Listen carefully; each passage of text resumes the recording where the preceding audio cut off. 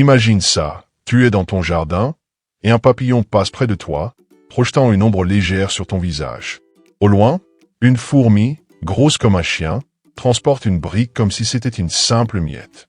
Ce bourdonnement que tu entends, ce n'est pas une petite abeille, mais un frelon, aussi grand qu'un faucon. C'est un monde où les plus petites créatures sont devenues des titans. L'apparition soudaine d'insectes géants bouleverserait l'équilibre de la nature, des extinctions massives, un effondrement total de la chaîne alimentaire.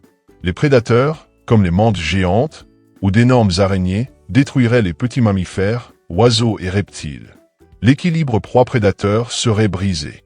Et les herbivores, imagine des chenilles, aussi longues que des bus, ou des scarabées, gros comme des voitures. Ils dévoraient des forêts entières, laissant des déserts à leur passage. La pollinisation s'effondre, l'agriculture chute, les plantes disparaissent.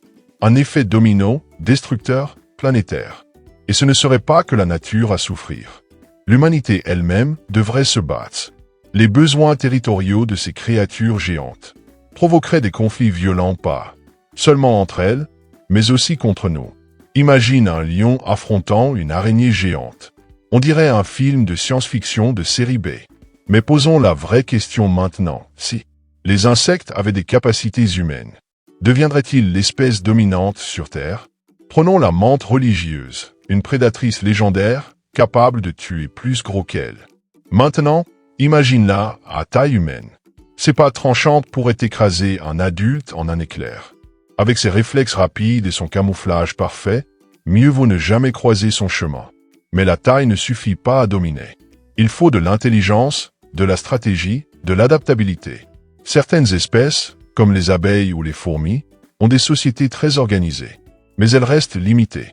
Une colonie géante de fourmis serait puissante, coordonnée, construisant d'immenses tunnels. Mais penserait-elle mieux que nous? Non. Les humains garderaient l'avantage. La stratégie, la technologie, la résolution de problèmes. Voilà nos armes. Du moins, tant qu'on garde une longueur d'avance sur ces titans. Alors, comment survivrait-on dans ce monde? Les villes deviendraient des forteresses. Murs géants, tourelles automatiques, barrières. Électrifiées pour tenir les monstres à distance. La vie quotidienne serait une lutte constante. Des tours de guet surveilleraient l'horizon. Des quartiers entiers seraient confinés dès qu'une nuée géante approcherait.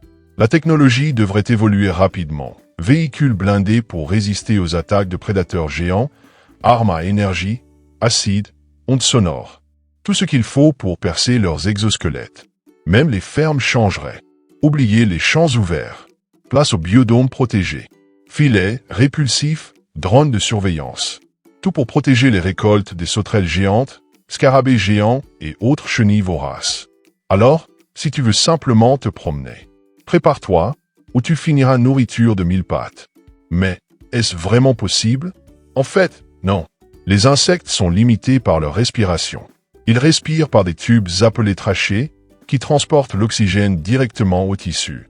Ça fonctionne bien pour les petits corps, mais pas pour les grands. Plus ils sont gros, plus ils ont besoin d'oxygène. Et ce système ne suit pas. Les insectes, malgré leur apparence, sont essentiels. Ils pollinisent, recyclent, régulent. Leur taille actuelle n'est pas un hasard. Elle résulte de millions d'années d'évolution. Chaque espèce a sa place et sa fonction.